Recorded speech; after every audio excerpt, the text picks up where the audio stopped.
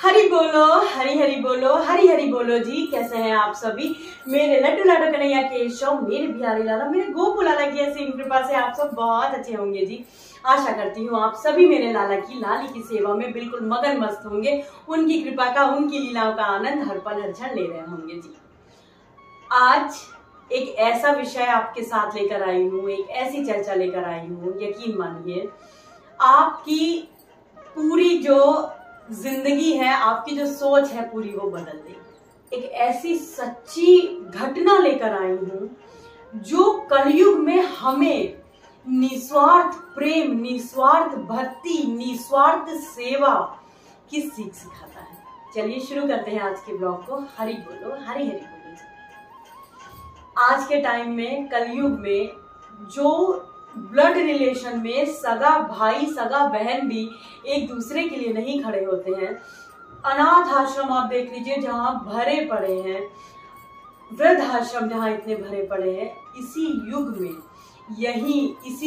युग में आप सोचिए मोहम्मद आरिफ जैसे लोग भी रहते हैं। जी हाँ, आज मैं आपके साथ में शेयर करूंगी, साझा करूंगी मोहम्मद आरिफ और उनके प्रिय मित्र, प्रिय दोस्त सारस की सच्ची घटना जो उनके साथ हुई, जो कि उनकी एक इस दोस्ती की आप कहानी तो मैं नहीं कह सकती हूँ क्योंकि ये सत्य घटना है, सत्य अभी भी हो रही है चीजें। उनकी ये सत्य जो दोस्ती, सच्ची दोस्ती, निस्वार्थ प्रेम और भक्ति की सीख है, न जाने कितनों को इस कलयुग में भक्ति और निस्वार्थ सेवा की सीख दे गई। यूपी के अमेठी जिला के रहने वाले मोहम्मद आरिफ पेशे से किसान हैं। वो रोज ही अपने खेत पे किसानी के लिए सुबह ही जाते हैं। एक खेत से होकर के वो दूसरे खेत पे जाते हैं। जब वो एक खेत से दूसरे खेत की ओर अपने गए, हर रोज की तरह वो अपने काम में व्यस्त थे, तो उनकी नजर पड़ती है एक ऐसे विशाल पंछी पे जो कि जमीन पे बिल्कुल मूर्छित पड़ा है। ना ही वो हिल रहा है, ना ही वो डोल रहा है, बस उसकी आंखें चल रही थी। पहले तो मोहम्मद आरिफ बहुत ज्यादा डर जाते हैं। वो सोचते हैं कि अगर मैं इसके पास गया तो कहीं ये मुझ पे हमला ना कर दे। घंटों उसको निहारने के बाद, देखने के बाद मोहम्मद आरिफ हिम्मत जुटा के उसके पास जाके उसको स्पर्श करते हैं, उसको देखते हैं तो पाते हैं कि उसके सीधे पैर में जो हड्डी है वो टूट चुकी है। और इसी वजह से जो सारस है वो ना हिल पा रहा है, ना खड़ा हो पा रहा है। खड़ा होने की हिम्मत करते करते, जुटाते जुटाते वो जमीन पे गिर पड़ता है और वो प्यास से बिल्कुल बहुत ही उसकी हालत जो है वो गंभीर हो जाती है। बड़ी हिम्मत जुटा करके मोहम्मद आरिफ सारस को अपने घर ले जाते हैं।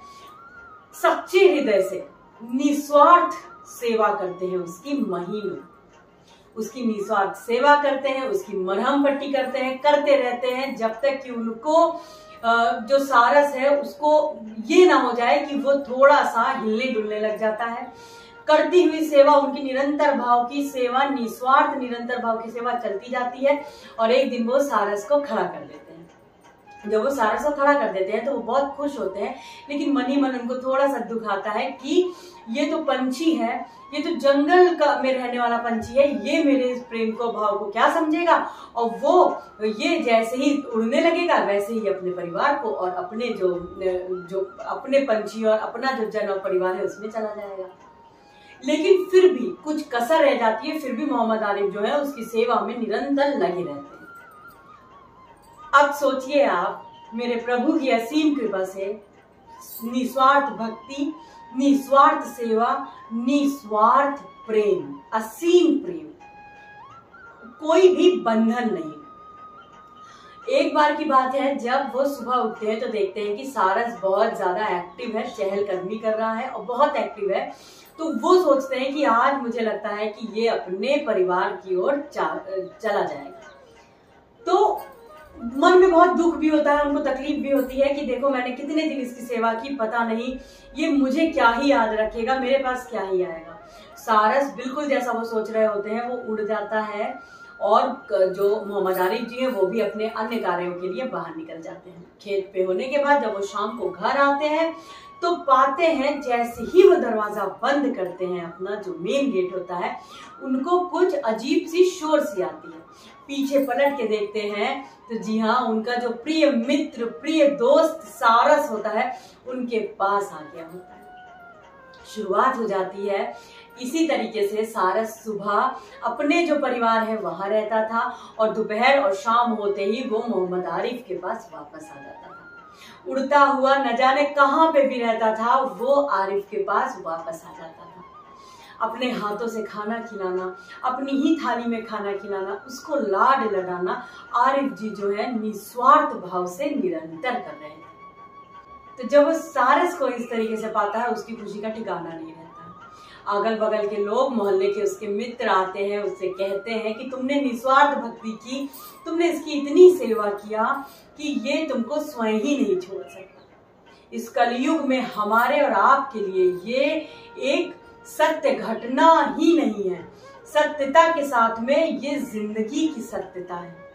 मैं आपसे हमेशा कहती हूँ, लाला की सेवा आप करिए, निस्वार्थ करिए। कभी भी कोई मन में ऐसी कामना रख के मत करिए, मनोकामना रख के मत करिए कि ऐसा कर देते हैं, ऐसा कर देते हैं, यहाँ पे गांठ बांध देते हैं, चुनरी रख देते हैं, हल्दी चढ़ा देते हैं, सुपारी चढ़ा देते हैं और मेरी मनोकामना पूरी हो जाएगी। ये मत करिए। आप लाला की सेवा करिए, निस्वार्थ भक्ति करिए, आप उनकी बंधन मुक्त सेवा करिए। मैं हमेशा कहती हूँ, कभी भी आप सेवा में, पूजन में कोई भी कड़ा नियम मत बनाइए। हो सकता है आप एक दिन 5 बजे उठ गए हो सकता है आप एक दिन 4 बजे उठ गए हो सकता है आप अगले दिन 8 बजे उठे। ये मानव शरीर है, इसमें कुछ भी हो सकता है। और गृहस्थों के लिए इस युग में प्रभु ने बहुत सारी चीजों की माफी दी है। लाला मेरे बहुत दयालु है। आप स्वयं सोचिए कि एक जानवर तो मैं उसको बिल्कुल भी नहीं बोलूंगी, क्योंकि सारस सच में कोई जानवर नहीं। आरिफ और सारस का न जाने कितने जन्मों का कर्म होगा, न जाने कितने जन्मों का ये रिश्ता होगा, जो कि उनको सच्चा दोस्त के रूप में, किसी भी रूप में, चाहे पंछी के रूप में उनको आरिफ जी को सारस मिले या किसी भी रूप में मिले, आप स्वयं देखिए उनको न जाने कितने जन्मों का जो रिश्ता है वो है। तो लाला ने उनको इस रूप में मिलाया।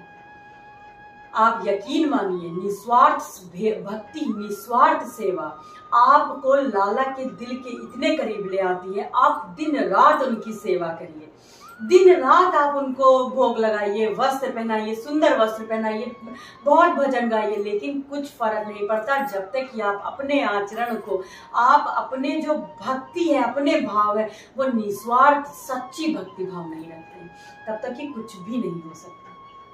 जिस तरीके से आरिफ ने किया, फिर एक बहुत ही मानी हुई बात है कि लोगों को खुशी नहीं किसी की गवारा होती है। आज की डेट में जो सारस है वो कानपुर का जो चिड़ियाघर है वहां पे है। सारस भी अपने बिल्कुल भी होश में नहीं है, क्योंकि कहीं पे भी सारस होता था वो शाम को आरिफ के पास जरूर आता था। आरिफ जी का अभी एक इंटरव्यू चल रहा था न्यूज चैनल पे, तो रिपोर्टर ने उनसे पूछा कि आपको डर नहीं लगता था, आप उसको बांध के नहीं रखते थे, किसी पिंजड़े में या कमरे में नहीं रखते थे कि कहीं वो उड़ ना जाए? तो वो कहते हैं कि इसी वजह से सारस नहीं उड़ा, इसी वजह से सारस न जाने कहां पे भी रहता था, मेरे पास आ जाता था, क्योंकि मैंने उसको कभी बांध के नहीं रखा। मेरे बिहारी लाला की एक सत्य लीला है। न जाने एक मंदिर में कितने पंडित आकर के उनकी सेवा करके जाते हैं, लेकिन एक पंडित ऐसा आता है कि उसको कुछ भी नहीं पता होता है। ये लीला मैं जरूर आपके साथ में शेयर करूंगी अपने अगले ब्लॉग में। आप ये सोचिए, उसको कुछ पता ही नहीं होता है। वो लाला से स्वयं कहता है कि लाला देख, तू इतनी गर्मी पड़ रही है, ये क्यों तूने इतना भारी वस्त्र पहना है, उतार दो मित्र भाव से वो सेवा करता है लाला की। कहता है उतार दो मित्र, तुम भी मेरी तरह धोती पहन लो, तुमको गर्मी नहीं लगेगी। सर्दी में कहता है कि क्या भोग मैं तुम्हें लगाऊं, क्या लेकर के आऊं, देखो आज न जाने गोकुल में कहां कहां क्या क्या बना होगा, बचपन में भी तो तुम खाते थे, जाओ आज भी वही खा लो। लाला प्रेम से जाते हैं अपने भक्तों के घर, भोग लगा के आते हैं। जब वो उस मंदिर का जो मंदिर के जो मुख्य पुजारी जी होते हैं वो आते हैं, जब वो सारी घटना देखते हैं कि मेरे प्रभु के जो इतने कीमती उनके जेवर, उनके जो पोशाक है वो एक किनारे हैं और प्रभु केवल धोती में है, उसको तुरंत हटाने की बात होती है और उस पंडित को हटा दिया जाता है। लाला स्वयं स्वप्न में उस मुख्य पुजारी से कहते हैं कि मुझे वो ही भक्त लाके दो, मुझे मेरा वो ही पुजारी चाहिए। ये कौन पुजारी है जो मुझे 4 ही बजे जगा देता है? ये कैसा पुजारी है जो मेरे सामने 56 भोग लाके बस रख देता है, मुझे प्रेम से खिलाता भी नहीं? तो स्वयं सोचिए कि लाला बहुत दयालु है और लाला को तो सच्ची प्रेम सच्ची भक्ति चाहिए, बिल्कुल मोहम्मद आरिफ और सारस की तरह। स्वार्थ भक्ति निस्वार्थ प्रेम की सीख देगी और आप भी इसका जो अपने कदम है उसको आगे जरूर बढ़ाएंगे। आज के लिए बस इतना ही, मिलते हैं अपने दूसरे ब्लॉग में बहुत जल्दी। आशा करती हूँ आपको ये जो मोहम्मद आरिफ जी और सारस की जो सच्ची दोस्ती की मिसाल है, जो कि आज पूरे न्यूज चैनल्स पे, यूट्यूब पे या हर जगह आप देखोगे, आपको हर जगह मिलेगी, उस ये मिसाल आपको भी जीने की एक नई राह दिखाएगी। आज के लिए बस इतना ही, मिलते हैं अपने दूसरे ब्लॉग में बहुत जल्दी। हाँ अक्षर में हरि बसे, राम में बसे राधा। बोलो हरि बोलो, हरि हरि बोलो, हरि हरि बोलो जी, राधे राधे जी, हरि बोल।